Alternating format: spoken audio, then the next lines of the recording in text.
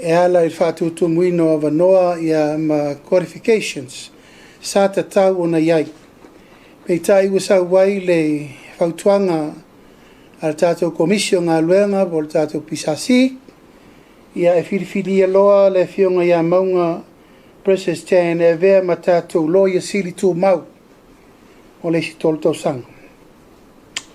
Ia, wa pasi e fo el kapeneta ma lo loma le whaawawina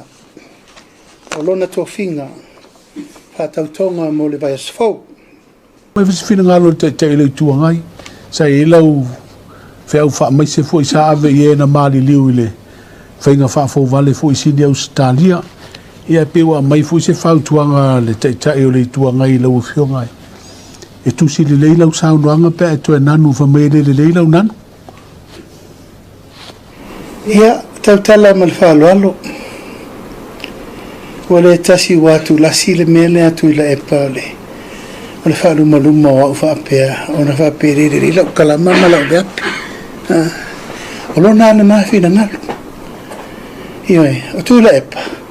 A le tu sia launga, le whain tautala. O le upsa o ale maa. E le whain sao no sa o pe a whaapea lumo tangata. Se vanga nā ua tu sia launga na tu am whailea.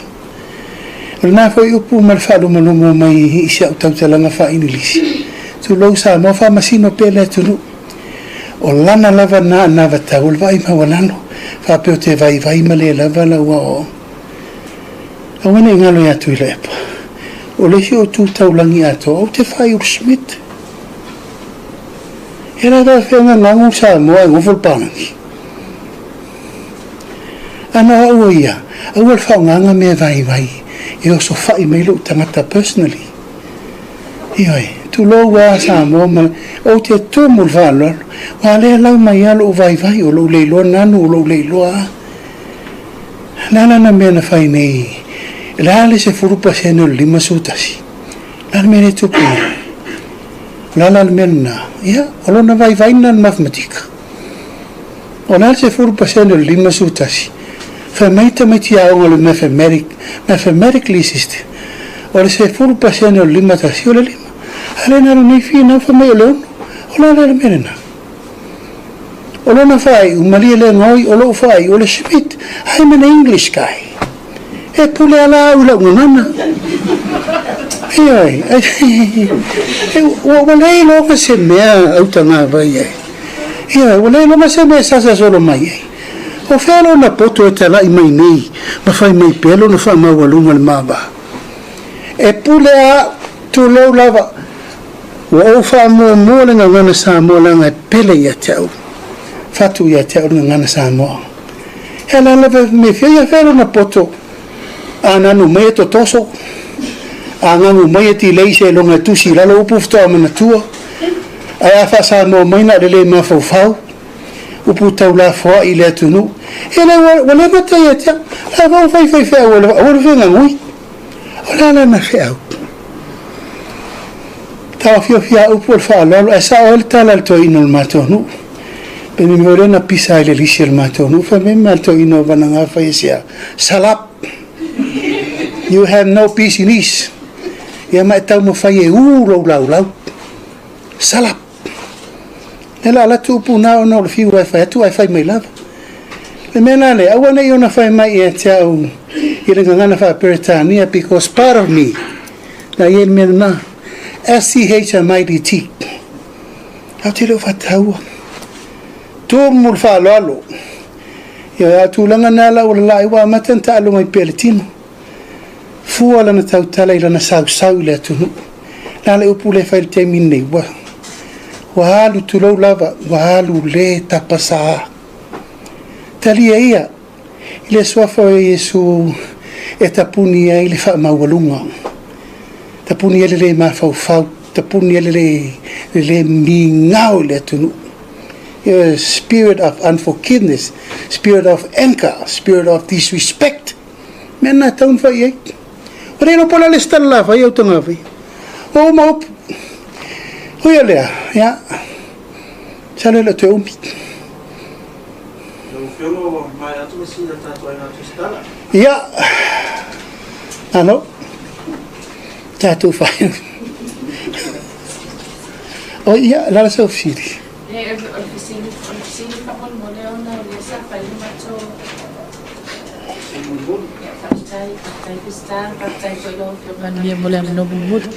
Ole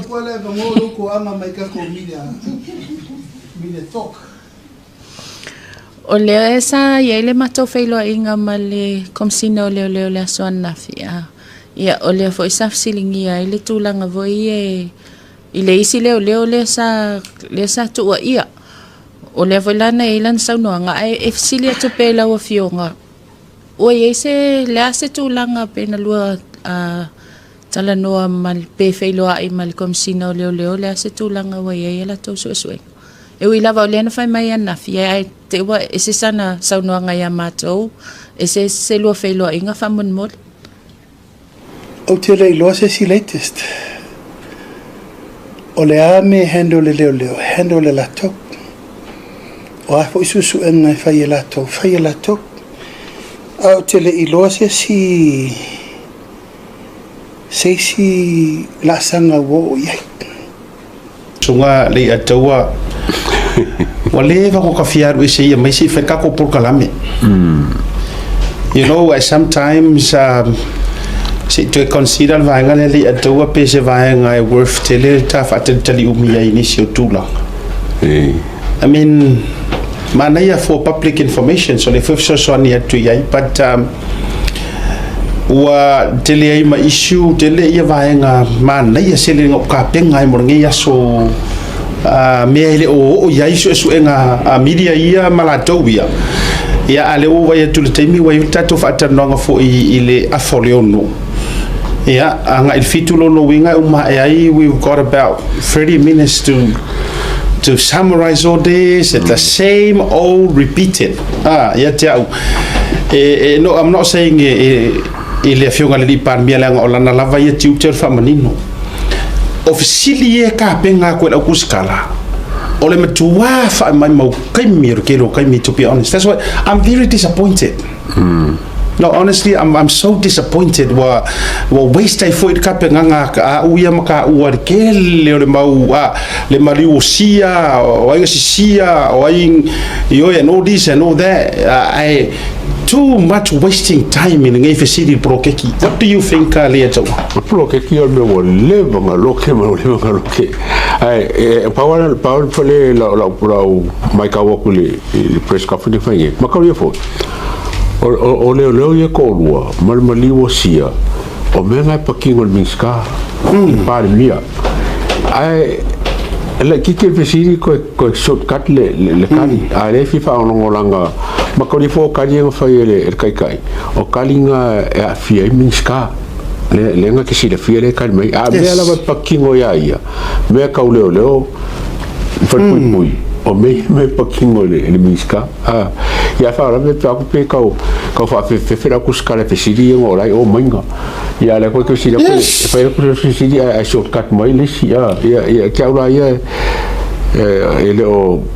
lo winga la utala tatia au ko fa pasengi Samoa ke ro vinga ko ke sila fia o ki nga fa kadinga ngai fisi so o prokeki kai fongo va lele you know to me how many times e ka fukinga ngai Palemia malo e ka fisi so ele ala ku kipi I me ia ala foi ko fisi fa vale fa pengi tulo ia ke waste of time mai mo for the air time ia tato eu foi fisi fa vale a minga inga mo fisi fa pe ele ka penga le ele kiki pengo fa ko ele afia uma le totele fe lo ana tama fisi o isi foi fisi ia nga rua ko ngi se o official mingiska ngai ko ke Samoa ofisa me ka ku o fesili me ka kupe o le a onga manga o makulanga alu ia doctor Aiono e ke Roma o ia o e mauala usos o ai nga pule a onga nga e alu le verified official mingiska o a onga fesili ai nga mea ale mera ia pe o le ro pinga coffee hofu fa ka ngur sa fa I ruma ele a ngoa mai mau kai mingi mau no tu lo a prema lenga ngale sos a fa pule a onga ka o le pule a onga ka mo fa ga fa vale nga pule a onga le mo le wa tango verify la sos pe mai se fa mau nyanga e o le la wa o so ngai la fa nga mele ka wa nga ka ngai la sos e le rope uma ka ai fa la sos foi o ngofo ngai le ya tawa uno vai lo ke o ko kiki 5 pages o ka pe nganga o sa ilinga mo le tape na ino le tato porkalami ia ai wa ku wa le va ngosi ka ku fa longo pe ia singa manga ia ese mai fo ai la ku fo la ku fo ile officially ia len ko ngofo o ko wie ko ke o le sap no let's set the record straight whatever nga fisili esi kengele o faneni titri faneni whatever nga fisili titri fisili nga polo keki kai fongo luo kai fongo le aingi me ole you know so on whatever that's done and dusted a fisili so oilar kankar kai minga ile atawa mua le fia malama lua le anga loko Inga. Wa isi ko inga fa mangingo nga si Palemia. Alu fu la ngola hulia yor kamali. E ki nga si la fia e le fionga de Palemia. Wa fa se longa fisidi. Ai kau ma fai fa kamali. Au ka ko kuskala. O ke o fu ha ulo wor so o manga ko inga fisidi. E kere even wo pepe fo moro nguku no fisidi so. O ai po pole o fisili numero tasi. O ai pule le polo keki. O le kadi. E pule le malo, fisili longa lua. Nga pero ngia ka ko le malo, nga esengi kai ngi kala nga fai le kai mi le folfolanga le road show le atawa. Ese mewo mai fai. O le kadi, le ai. Sa fola le road show. A malo le fast. E kai le fast. That was the promised. O fea la mele sa wel fai ku au le fisidi o kengele mau fisidi fa mai o ilau va ai le nga la nga ke fai ku au o lau va ai le nga a fai o le mea nga fola e ka kau fa kingo le mea nga e fola inga a fai sa fola e malo mai e aver fa mua le fast e ka i la ko le prokeki o le fola nga kau fa ka mu ale wo ko fisili e o so mai o ekipi fo mai pe wale fai ku au le la o fa e fai ku au le mea nga fola ai eser me fai me la nga ka o fai ku au ke yo fo yo ko ma fo de van ko kuskala ai ma fua le nga me nga mo ko ke le fa ma ko ko ko fai ma fo ma fo ole a fai ka ke o so ir me sao e unfair ya la uli malanga fast le fola o se mea ai uma fai se mea le fola inga o le fai ku au la le ngol mea nga ai a fai nga fola o mai la fai le mea nga fola ele se fai ku au la le ngol mea nga simple as that Ala vai sa mo pa fa pe ele a palai ko fa mai wo kofi. That's another unfair. Ole ala wo mai ngifa mai fa por kikier fa ngor me longo wingor ma fa faula o ele fa fisidi o rua ye mai ka ki pile o le fa sa. Ole rua mangaku la o se mea sao le kofi o se kangaka e ke le a palai. O se mea fa ku ai kofi la merga. Oh my god boy. My mau le mornia, you know, I'm sorry tattoo audience. Langa nan ofa ya tele yo tapen nangol tattoo por kala mena tu tapen. Ai ka mafaya se ku se avango I meia se ka fa ngolong po ya yang ngai mea mang ngai ya. Male le afai ku la mo le foi la ko ku ima fisidi Palemia ngi poro keki. Kai fongo. Saingi ai ale ava ko se. Ah. Fa mai langa o le mai tau atu na tasil tai fono se ia se vai mai kau ai se mai kau e o se lava lo se ngi sia a lo ka fongo lo se a kasi ka fongo ia se ngi si o mo se ngi le ko a fa inga ka ngi ka le se fa tu lo tala le fa inga ma lo ka ko le ya ko na fola ile national a ku lai mai la ko ke kaki pia umanga sosoangi nga mawai official fam singonga interpreter kanga kaya mo meo cultural report la fa fonga mai ma ko ngi usil nga fola ile national pale mai e kaki pia umanga mea e o meo culture and language ma me fa pena mo sosoangi ma funding e kaki pia uma nga faila ile national yes nga nga Palemia le national kai miningai kipi mar Ministry of Pacific People mai o fair le unfair yes e mafainga mako Faafefea ko unfair lai fayar me ngala ko promise o le fola nga ali akawa so we were expecting amalo mai e o mai fa de meranga fiwala mo Samoa mar Pacifica ko mumu e fai ya le finga ngalo le malo le nga mo policies e pule e fai nga malo ale va ku ya o ko e ko ke refuse ko ke kadia inga ngamia wa yo ko ke manga o ye ko ele ya ko mai foi ku le Palemia mar fai nga malo ai fai le menga ko ke nga ko fai ngi malo ai ko ke mga sui ko ma fai ku malo ko fai e pala ile sistema ko malo Pare fea se menga. Pole mo ko fa mga suya ko ye menga fa ngai malo. Men ko leo ai kipi ma mainga. Men ko leo fisiri fia me ilanga fa nga malo minority. Men ko leo fisiri nga ngo fo ko kofi nga yu ko fa le ngai nga. Men ko leo fisiri pe according to the constitution pe fa vai fa kula fo nga mia. Me ngai ka ko go fisiri o nga wasaki ai ala ole tula fono ai lela nga ko faya maya ke sema yang wali lela uma yang wali o kauku i nga mea o leo ba ko ngai leo wali le lunga ye finga ngalo fi me proke il mali osia o le fo mali osia ai se aure o kuskala su se la ko ba ngo mo fi me si sa o ya fi me se fa paranga fi me yo o so mai la io isi fisiri fa mai o va tu ele o mana na fa manino ele fionga Palemia se ko sos manga ko soses manga ngonyo pe tomato sauce si me ya nga va ku nga mai ko nga informations a o le tele la me ala ina pe to te para ai fisiri nga o sa fa ya inga kasi ala fisiri Palemia o la wa fionga o mingi ska o leo o le a se su enga la kamai ua fai i leo fai ka kala ia ka ngofi senti o le vai anga ka kongo ko fisiri le capacity o le fionga le Palemia o ia fo yo mingi ska o leo ar ke lo ko fisiri nga fai o fisiri nga kari mer mingi ska so fo malo roinga o fisiri nga kari mer mingi ska o aonga o mingi ska o frema vai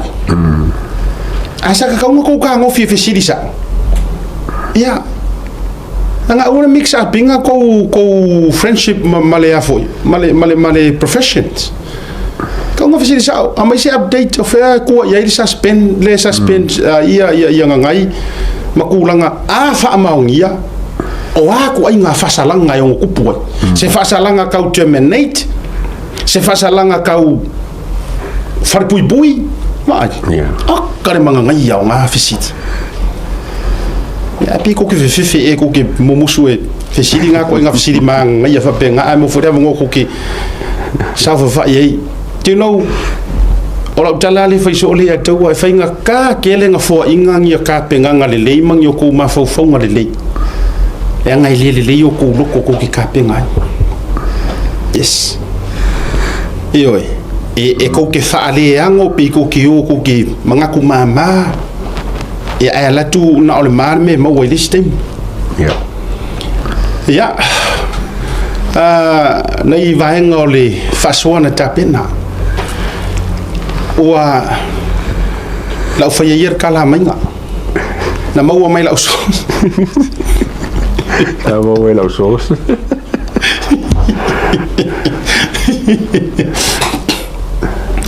na mo mai la so ya ole tulanga pero no fat se temi fa ilo ele komsino leo pat le anga ka ula ko nga ya ole tulanga pule leola le mari waya ya ole tulanga na pule leola